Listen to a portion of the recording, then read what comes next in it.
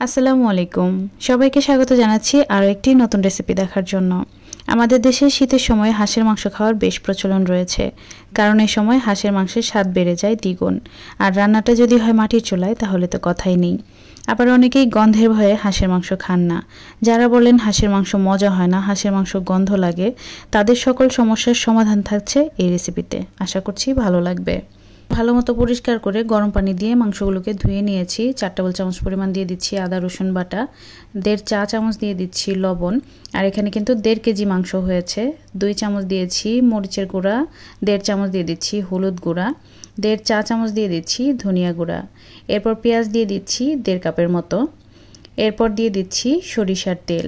চেষ্টা করবেন রান্নাটা সরিষার তেলেই করতে, সয়াবিন তেলে করলেও কোনো সমস্যা নেই, তবে সরিষার তেলের টেস্টটা ভালো আসে।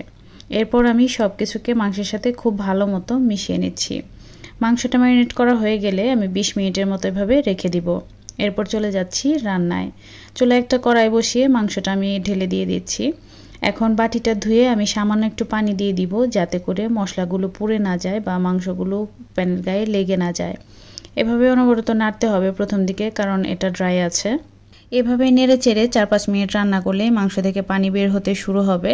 আমি আরও কিছুক্ষণের জন্য এগুলোকে রান্না করে নিয়েছি। মাংস থেকে বেশ খানিকটা পানি বের হয়ে এসেছে। এখন আমি এখানে গরম মশলা অ্যাড করব। এলাচ, দারচিনি, লবঙ্গ এবং আস্ত এমন একটু জিরা দিয়ে দিয়েছি।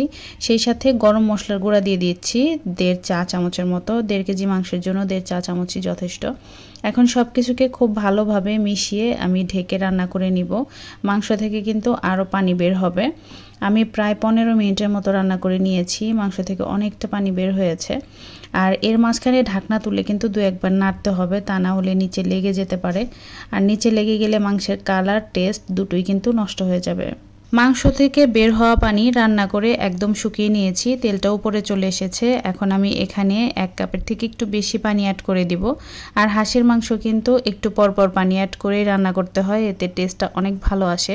একেবারে কিন্তু অনেক পানি দিয়ে হাঁসের মাংস রান্না করতে যাবেন না, এতে করে মাংসের টেস্ট নষ্ট হয়ে যাবে।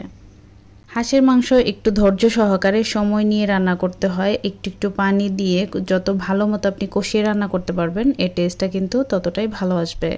যে পানিটা আমি দিয়েছিলাম ওটাও শুকিয়ে গিয়েছে। আমি আবারও পানি অ্যাড করে দিচ্ছি। আর এ পর্যায়ে আপনাদের দেখে মনে হতে পারে তেল বেশি হয়েছে।